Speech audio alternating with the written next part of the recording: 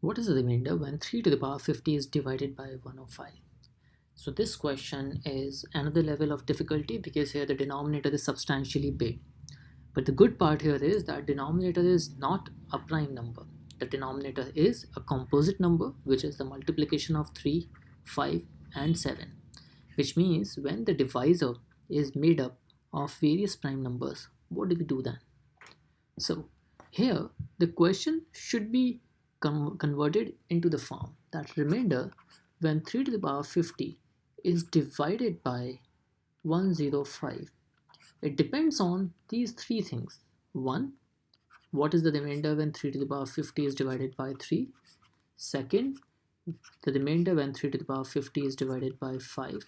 And third, the remainder when 3 to the power 50 is divided by 7. How it works is that if there are any remainders, let's say p, q and r, then we understand that 3 to the power 50 will be a number that can be represented as 3a plus b form. According to the second form, if 3 to the power 50 is divided by 5 and the remainder is q, then the remainder should be of the form 5b plus q. And similarly, in the third case, if 3 to the power 50 is divided by 7 and the remainder is r, then the remainder should be of the form 7c plus r. And then we equate these three equations to answer the question. So this is the concept that I want to build with the discussion of this question. So what's important is to find the remainder when the dividend is divided by each one of these prime factors of the divisor independently. So let's quickly follow the process. That means let's quickly see what is the remainder when 3 to the power 50 is divided by 3. And we understand that the numerator is completely divisible by denominator, so the remainder has to be 0.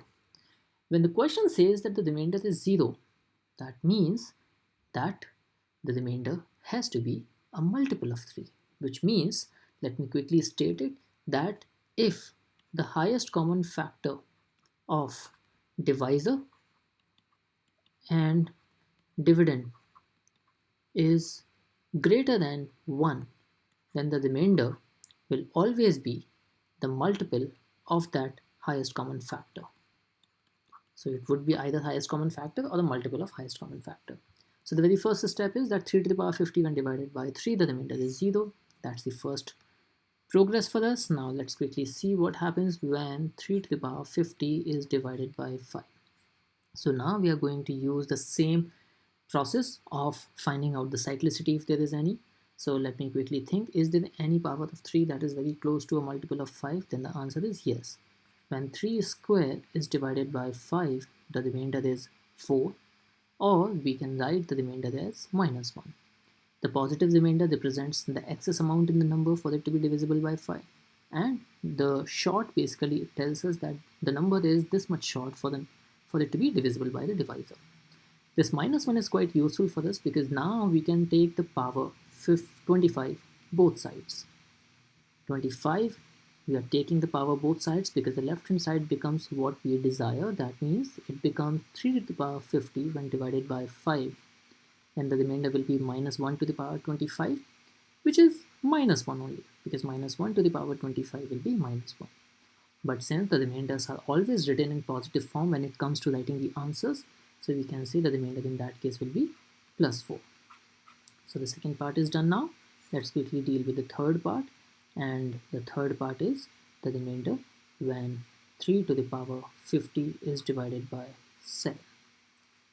Now let's quickly think, is there any power of 3 that is very close to a multiple of 7? So the powers of 3 that we have, or let's just quickly write the cycle, that when 3 is divided by 7, the remainder is 3. When 3 square is divided by 7, the remainder is 2.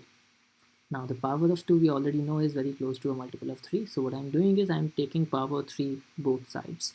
So that gives us when 3 to the power 6 is divided by 7, the remainder is when 2 cube, which means 2 cube, which means 8 is divided by 7, and that is 1. Now using this, we can reach very close to the power 50 because 6 into 8 is 48. So I'm taking the power 8 both sides, which gives us that remainder when 3 to the power 48 is divided by 7, is 1. Now, what I have to do here is that I want to get the remainder when 3 to the power 50 is divided by 7. So I'm using this step and I'm multiplying this step with the latest step that we have. Because 3 to the power 48 when multiplied with 3 square will become 3 to the power 50. So I'm multiplying these two steps, and multiplication gives us remainder when 3 to the power 50 is divided by 7 is equal to 3 square gave us the remainder 2. So we get 2 multiplied by 1, that means the remainder is 2. So now we have the result, which is the remainder should be a multiple of 3. That means we need to have the result which should be the final remainder should be a multiple of 3, which should also be equal to a multiple of 5 plus 4 form, and that should also be equal to a multiple of 7 plus 2 form. Now we have to see, do we have an option that satisfies to all these three conditions? And we see that 9 fits everywhere, right?